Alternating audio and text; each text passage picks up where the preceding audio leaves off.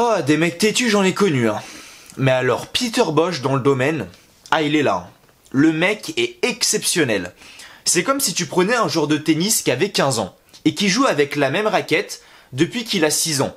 T'as ses potes qui lui disent « Mec, écoute, ta raquette, tu l'as presque depuis plus de 10 ans, elle commence à être usée, regarde le manche, regarde les filets, ils sont complètement dégueulasses, donc les effets de la balle, elles sont pas pareilles qu'avant et t'es moins performant avec une raquette comme ça, donc faut que t'en rachètes une autre. » Et le joueur de tennis, il va dire « Non mais mec, ça fait quasiment 10 ans que je joue avec, j'ai gagné je sais pas combien de matchs, donc je vais juste changer le manche, je vais juste changer quelques filets et ça va aller mieux. » Et le mec il persévère, tu vois. Il continue avec sa raquette de merde, totalement rafistolée, un manche qui va pas avec les filets, mais le mec il est têtu et il persévère parce que dans sa tête il est sûr à 200% qu'il va gagner les matchs avec cette raquette là. Sauf qu'il se trompe complètement et qu'il serait beaucoup plus performant avec une nouvelle raquette plutôt qu'avec sa raquette de merde qu'il a depuis 10 ans où il fait du rafistolage sur rafistolage sur rafistolage. Et où je veux en venir en disant ça? Parce que là, vous allez me dire, attends, tu nous parles de Peter Bosz, et là, qu'est-ce que tu nous racontes avec ton histoire de tennis? Ouvrez les yeux, ouvrez vos oreilles, la compo et les joueurs. Le 3-4-3 qui a été mis en place depuis quelques mois et qui ne marche pas, mais visiblement Peter Bosz, il veut continuer comme ça. Veut dire, ça fait des mois que ça marche pas, mais il veut continuer comme ça. Contre Marseille, on change de système en cours de match. On est une équipe totalement différente. D'accord? Pareil, là, on change de compo en cours de match. On est une équipe totalement différente. Et là, on joue avec des joueurs. La même équipe que la semaine dernière, que contre Marseille. Je parle sur la compo de départ. Et qu'est-ce qui se passe? Tu mets Moussa Dembélé à la place de Ryan Cherki. Que tu fasses ça, honnêtement, moi, ça me pose pas de problème. Ce qui me pose problème, c'est de ne pas mettre Ryan Cherki derrière. Actuellement, le temps de jeu de Ryan Cherki, c'est un énorme problème à l'Olympique Lyonnais. Et pourtant, le changement, il est simple. Il est hyper facile. Tactiquement, franchement, il n'y a pas plus simple. Tu enlèves Emerson, t'arrêtes de le mettre ailier gauche, parce que Emerson, ailier gauche, c'est réellement une catastrophe, et c'est normal, c'est pas son poste. Donc, c'est logique, il y a vraiment zéro automatisme. Tu mets Emerson à la place d'Henrique, en tant que piston gauche. Du coup, tu mets Henrique sur le banc, tu refous Emerson à son poste, et tu mets Cherki sur le côté gauche, à la place d'Emerson. Et du coup, ça te fait une attaque. Moussa Dembélé en pointe, Ryan Cherki à gauche, Lucas Paqueta à droite. Bah voilà. Et encore Lucas Paqueta à droite, bon, je kiffe pas trop, mais bon. Visiblement, Peter Bosz, il veut jouer 110, donc on va pas non plus en faire toute une histoire. Mais voilà comment t'implantes Ryan Cherki. Et non, à la place de ça, il met Henrique en piston gauche, Emerson en tant qu'ailier gauche, et il remplace Ryan Cherki par Moussa Dembélé en pointe. Là déjà, il y a un problème. Je sais pas, il y a réellement un problème avec la compo, le dispositif, je veux dire le 3-4-3, ça fait des mois que tu l'utilises, ça ne marche pas. Repasse en bon 4-3-3, 4 défenseurs, 3 milieux, 3 attaquants. Non, Peter Bosz, il s'obstine, il veut son 3-4-3, mais ça ne marche pas. Et c'est pour ça que je prenais l'exemple de la raquette. Où tu persévères, tu fais du rafistolage sur du rafistolage en mettant des joueurs qui ne sont pas à leur poste, en les mettant dans un schéma de jeu qui ne leur sont pas favorables. Comment tu veux t'en sortir après? Comment tu veux t'en sortir et espérer jouer la Champions League l'année prochaine? On était relancé là après le match de Marseille. On avait tout pour y croire. Moi ce match-là, je l'ai attendu comme un dingue aujourd'hui. Le match face à Monaco. Résultat des courses, je suis hyper déçu. Parce que le match se joue sur des tout petits détails. Mais ces petits détails-là, ils font toute la différence. Et Peter Bosz, il essaye de mettre des choses en place, mais ça marche pas. Déjà, il lui manque 2 joueurs phares, qui sont limite indispensables, c'est-à-dire Karl Toko Ekambi et Oussem Aouar. Mais aujourd'hui, il y a des trucs qui sautent aux yeux. Je prends l'exemple de la mi-temps. La première mi-temps, on prend 2 buts. Premier but au bout de la 2e minute de jeu. Je fais bon, ok, le match commence bien. Et ensuite, on prend un but à la 25e minute de jeu. D'accord? Léo Dubois fait une mi-temps, mais catastrophique. Catastrophique. Malo Gusto, lui sur son côté droit, il est irréprochable. À la mi-temps, devinez qui sort. Est-ce qu'il sort la chèvre qui a fait un match absolument horrible, ou est-ce qu'il sort le mec qui a fait une superbe première période? Bah il sort Malo Gusto. Le mec qui a sorti une première période masterclass. Mais comment c'est possible? Ça c'est un mystère qui me hante. Comment tu peux laisser un mec comme Léo Dubois sur le terrain et enlever Malo Gusto? Mais ça c'est une erreur professionnelle. C'est une erreur professionnelle. Vraiment. Tu laisses Léo Dubois, le mec qui a chier, il perd des ballons à gogo, il fait des fautes à répétition, il fait des centres catastrophiques, il n'y a aucune agressivité sur le porteur du ballon. Je veux dire, sur le deuxième but, il y a un énorme manque d'agressivité sur le porteur du ballon. Et du coup, ça permet à Wissam Ben Yedder de marquer. La semaine dernière, marquage totalement catastrophique sur Guendouzi. Je veux dire, Léo Dubois, mais ce mec, les défenseurs mauvais, j'en ai connu à l'OL. Hein. Vraiment. Hein. Mais Léo Dubois, ah, il est là, hein, le mec. Hein. Ah, il est là. Hein. Peter Bosz, il est là. Au niveau du têtuisme, je sais pas comment on dit, mais niveau têtu, Peter Bosz, il est là. Niveau nullisme, Léo Dubois, il est là aussi. Hein. Ah, franchement, c'est catastrophique. Mais comme... Il y a un truc que je comprends pas, c'est comment Léo Dubois peut jouer et comment Malo Gusto peut être sur le banc. Comment ça, à la mi-temps, tu fais sortir Malo Gusto, mais tu laisses Léo Dubois sur le terrain. Même en seconde période, Léo Dubois, il a rien apporté. Pas un centre. Si, il en a fait un moment. Ça a fini où? Au poteau de corner. Aucun débordement, aucune percussion, que des fautes. Sofiane Diop, il a fait l'amour à Léo Dubois toute la soirée. Léo Dubois, il a pas vu le jour. À chaque fois qu'il essayait de se projeter vers l'avant, il était enfermé par deux monégasques. Du coup, qu'est-ce qu'il faisait, pardon? Ah bah, il se retournait, et bah, ça rejouait en arrière pour Boateng ou Loukeba. Bah voilà, ça faisait que ça. Léo Dubois, il apporte rien. Rien. Nada. Parce que oui, du coup, Léo Dubois, c'était à lui de déborder. Parce que Peter Bosz, du coup, en deuxième période, est passé en 4-4-2. D'accord? En première période, Léo Dubois était aligné dans la défense à 3. Par contre, en deuxième mi-temps, il était du coup défenseur droit. Et donc, c'était à lui de déborder, c'était à lui de de centrer, etc. Et malheureusement, non, on n'a rien eu de tout ça. À chaque fois, il essayait de faire des percées. Il se faisait enfermer par 2-3 monégasques. Il cherchait la solution simple. Il se retournait et jouait sur Boateng. On n'a rien eu. Léo Dubois n'apporte rien. Et ça, c'est un truc qui me sort par les yeux. Vraiment, je comprends pas. J'adore Malo Gusto. C'est un jeune incroyable. Après, on a Peter Bosz qui arrive en conférence de presse. Oui, mais vous savez, c'est des joueurs totalement différents. Ils sont vraiment très bons. Le problème, c'est que Malo Gusto, il est encore jeune. Il a beaucoup de choses à apprendre. Léo Dubois, il a de l'expérience. Oui, il a de l'expérience, mais il est nul à chier. Il a de l'expérience, mais il est nul. Malo Gusto, il a encore beaucoup à apprendre, mais il est incroyable. Alors imagine, il apprend les choses que t'énonces, mais ça devient qui? Ça devient le Alphonso Davies de la droite. C'est vraiment, c'est... Le cas Léo Dubois-Malo Gusto, c'est un mystère. Un mystère qui me hante, vraiment. Donc là, bah, niveau tactique, t'es un peu zéro. Un Peter Bosz, Moussa Dembélé en pointe, Ryan Cherki sur le banc, Emerson ailier gauche, Enrique piston gauche, faire sortir Malo Gusto à la mi-temps. Coaching qui peut-être a été bon, étant donné que les deux entrants, je parle de Romain Fèvre et de Ndombele, ont vraiment fait du bien. Voilà. Quand t'as pas Thiago Mendes au milieu de terrain, ça fait tout de suite la différence.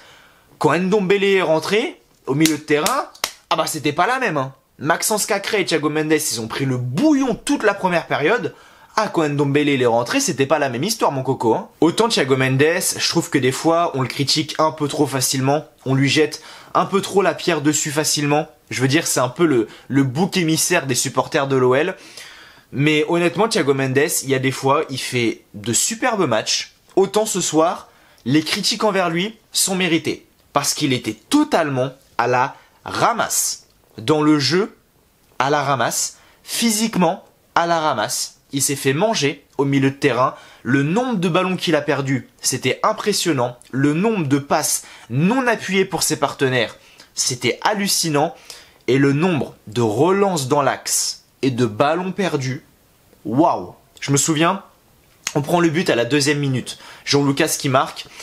Quoi, juste après, genre peut-être 3-4 minutes après, on a Thiago Mendes qui fait une vieille relance dans l'axe. Ça part en contre pour l'AS Monaco. Heureusement, il n'y a pas eu but, mais Thiago Mendes, en première mi-temps, était totalement à côté de la plaque. Et le fait qu'il soit sorti à la mi-temps, qu'il ait été changé par Peter Bosz et rentré par Ndombele, ça a été totalement compréhensible parce qu'il était totalement à côté de ses pompes. Et c'est dans ces moments-là où tu vois que Bruno Guimaraes manque cruellement au milieu de terrain. Parce que pour récupérer les ballons, bah t'as plus personne. Physiquement, t'as plus personne. Dans les petits espaces, t'as plus personne. Parce que Maxence Cacré a beau être un très bon joueur, il n'a pas les mêmes capacités que Bruno Guimaraes. Et avant, quand t'avais un milieu avec Cacré, Thiago Mendes, Guimaraes, des fois ça tenait la route parce que Guimaraes était là un peu pour... c'était un peu l'arbre qui cachait la forêt. Tu vois, parce que pour moi, Cacré, c'est l'ombre de lui-même depuis le début de la saison. Allez, il a fait 2-3 bons matchs là vers la fin de l'année 2021 et contre le PSG aussi. Mais sinon, tout le reste de l'année, c'était très compliqué. Et Guimaraes était un peu l'arbre qui cachait la forêt étant Thiago Mendes et Maxence Cacré. Et c'est là où on voit que Bruno Guimaraes manque cruellement au milieu de terrain. Maintenant, ce qui est bien, et j'espère, c'est que Peter Bosz titularisera Tanguy Ndombele. Du coup, parce que vu la rentrée qu'il a fait, franchement, il peut pas dire, bon, qui c'est que je mets contre Nice la semaine prochaine? Ah, est-ce que je mets Thiago Mendes ou est-ce que je mets Ndombele? Enfin, je dis ça, mais quoique, hein. On a l'exemple avec Malo Gusto et Léo Dubois. Hein. Malo Gusto est là, Léo Dubois est là, c'est Malo Gusto qui joue tout le temps. Sur ce match-là, Ndombele était là, Thiago Mendes était là. Il va peut-être mettre Thiago Mendes la semaine prochaine. Je sais pas. En tout cas, je vois mal Peter Bosz se dire, bon, quand on regarde la première mi-temps et quand on regarde la deuxième, qui était meilleur entre Ndombele et Thiago Mendes? Le choix est dur. Non, j'ai vraiment du mal. Ndombele était meilleur dans tous les domaines et il a fait énormément de bien. Et je vais pas vous mentir que ça m'a fait extrêmement plaisir de le revoir sous le maillot de l'OL. Et j'ai hâte de le voir la semaine prochaine au Groupama Stadium. Ça sera son retour au Groupama Stadium, son premier match au Groupama Stadium depuis son retour à Lyon. Ça sera contre Nice. Je serai d'ailleurs au match. J'en parlerai à la fin de la vidéo de ça. Mais bref, en tout cas, j'espère vraiment que Ndombele sera titulaire parce qu'il a fait vraiment une très grosse deuxième période. Je parlais du coup des entrées qui ont été effectuées par Peter Bosz, Romain Fèvre. Romain Fèvre, c'était un peu plus compliqué. Je l'ai pas énormément vu. Il y a eu quelques petites combinaisons sympathiques avec Léo Dubois, avec Lucas Paqueta notamment, mais sinon ça n'a pas été exceptionnel. Mais bon, voilà, ça n'a pas été non plus horrible comme entrée. Celui qui m'inquiète vraiment, c'est Paqueta. Ah, Paqueta, c'est compliqué. Hein. Paqueta, c'est le néant. C'est l'ombre de lui-même depuis au moins 3 mois. Hein. Il a fait... allez... août, septembre, octobre, novembre, allez je vais compter. Il a fait 4 mois monumentaux. Ah par contre depuis mi-novembre jusqu'à là, jusqu'à début février, ah c'est très compliqué. Hein. Ah c'est le néant. Après on peut le comprendre. Hein. Le mec en 1 mois il a perdu son meilleur pote et son idole qui l'avait recruté. Bruno Guimaraes et son idole qu'il avait recruté, Juninho. Donc bon, Paqueta, ce qui est sûr déjà, c'est que, pour moi, je le pense, hein, après je peux totalement me tromper, hein, pour moi Paqueta n'a plus la tête à l'OL. Je sais, c'est tôt pour le dire, on est le 6 février, oui parce qu'il est minuit 35 à l'heure où j'enregistre, on est le 6 février, pour moi Paqueta n'a plus la tête à l'OL. Et pour moi Paqueta partira cet été, quoi qu'il arrive. Qu'on termine champion de France, qu'on soit qualifié en Ligue des Champions, ce que tu veux, pour moi Paqueta... il a tout perdu.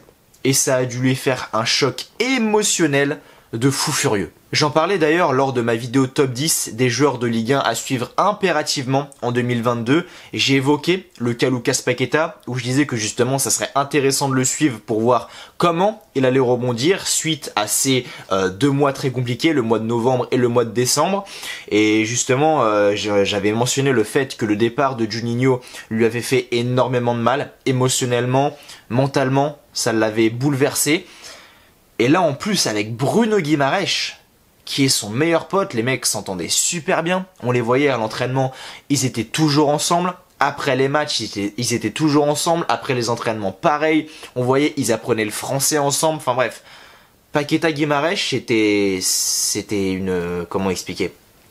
C'était une amitié, mais comment dire? Fusionnelle. Voilà, une amitié fusionnelle. Les mecs étaient toujours ensemble. C'est comme si toi, je sais pas, tu te disais, putain, j'habite dans une ville.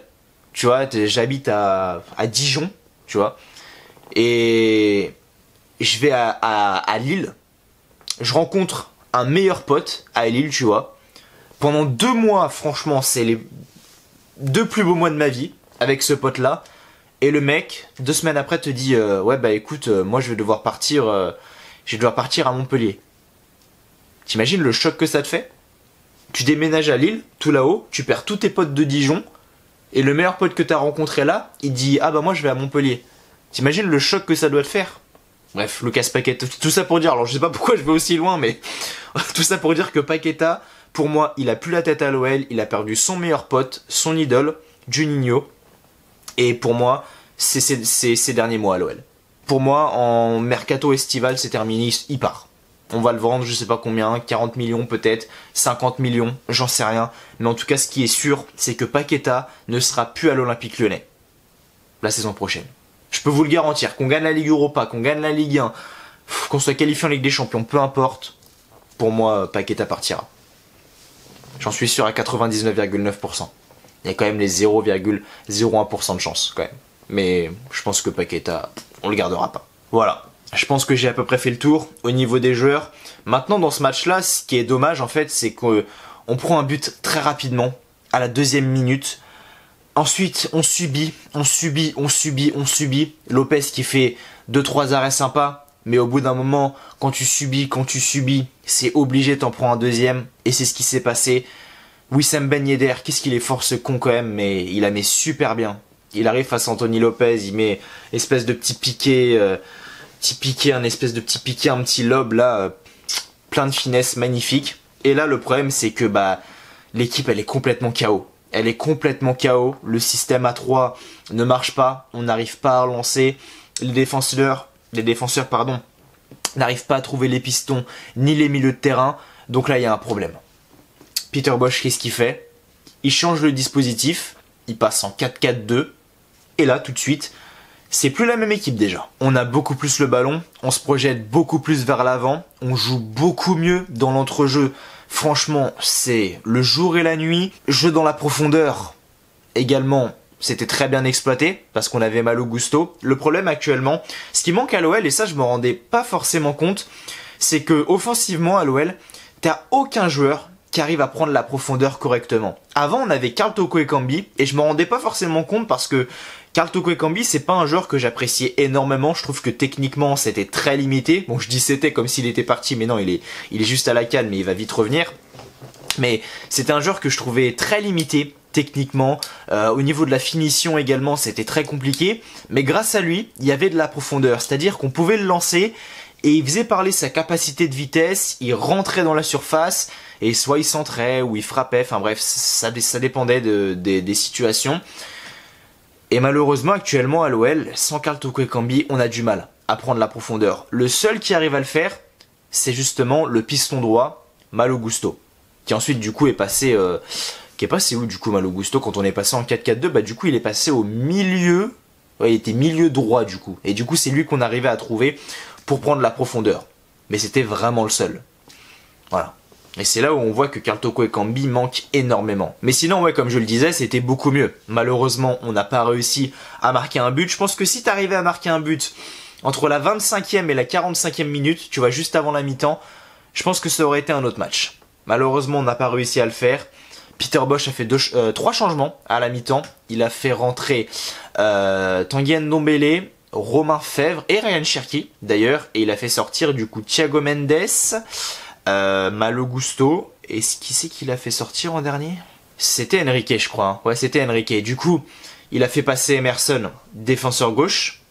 Il a mis Cherki à gauche, ailier gauche du coup.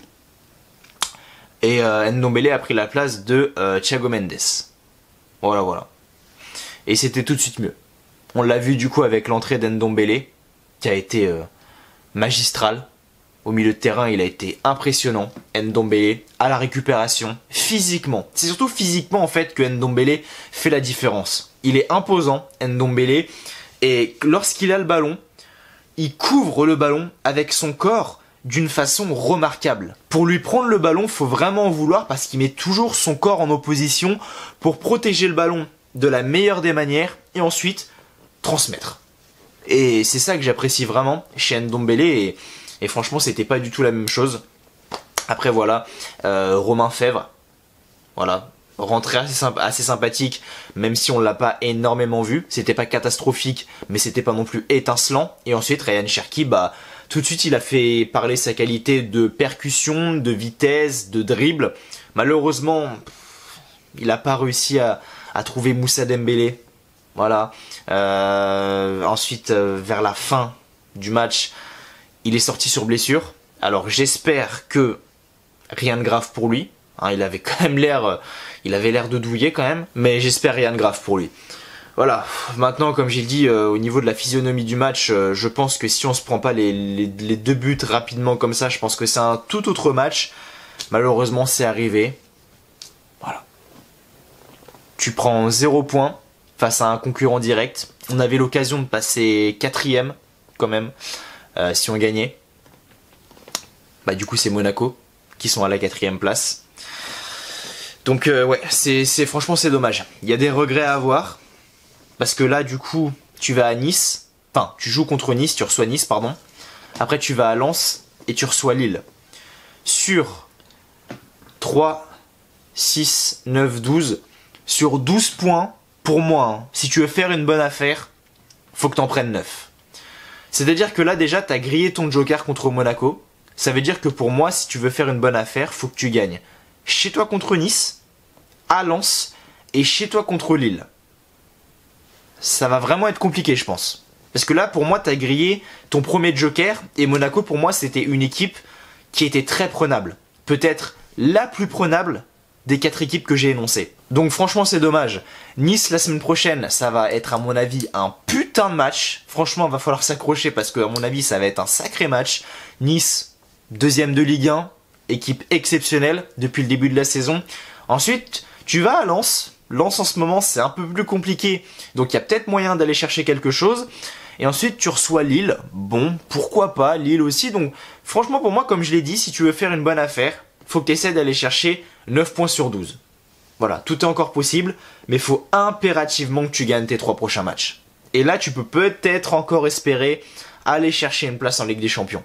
Si tu prends que la moitié des points, c'est-à-dire 6, pour moi, il faut arrêter d'y croire. Et malheureusement, on va encore jouer l'Europa League comme des guignols l'année prochaine. C'est triste à dire, mais pour moi, c'est la vérité. Voilà, beaucoup de choses à dire. Match contre Monaco qui a été quand même intéressant. Parce que, mine de rien, c'était un beau match, en vrai. On s'est fait pilonner, mais d'un côté, et c'est ça qui est un peu paradoxal, c'est que on s'est fait déchirer, mais Monaco ont tellement bien joué que c'était beau à voir et du coup ça nous a offert un superbe match. Donc tu t'es fait pilonner, mais tu t'es fait pilonner en beauté. Du coup, c'était moins dur. Parce qu'on a eu un beau match au final. Enfin bref, voilà les amis. J'ai pas plus de choses à dire que ça. Pour résumer la soirée, beau match, vraiment. Des erreurs tactiques de Peter Bosz qui ne doivent plus arriver. Pour moi, vraiment, ces erreurs-là, ça doit être terminé. Des individualités où c'est compliqué. Léo Dubois, je comprends toujours pas. Thiago Mendes au milieu de terrain, beaucoup de mal. Maxence Cacré, qui a récupéré 2-3 ballons sympas, mais pas ouf. Anthony Lopez, qui nous a fait 2-3 arrêts sympas encore une fois. Mais malheureusement, quand tu subis, forcément, tu finis par prendre un but. Moussa Dembélé, à part tirer dans les défenseurs de Monaco, il a rien fait de spécial. Et après, bah non, franchement, c'était pas une belle prestation de la part de l'OL. Et j'ai envie de dire bravo aux Monégasques, parce qu'ils ont vraiment très bien joué. Et ça nous a offert un très très beau match, les amis. Voilà les amis, c'était tout pour ce débrief de Monaco-Lyon. J'espère qu'il vous aura plu. Je le rappelle, le match s'est terminé sur le score de 2-0. Chez nous, au match aller, on avait gagné 2-0. Là, on perd 2-0 chez eux. c'est bien, on s'échange les balles. Mais du coup voilà.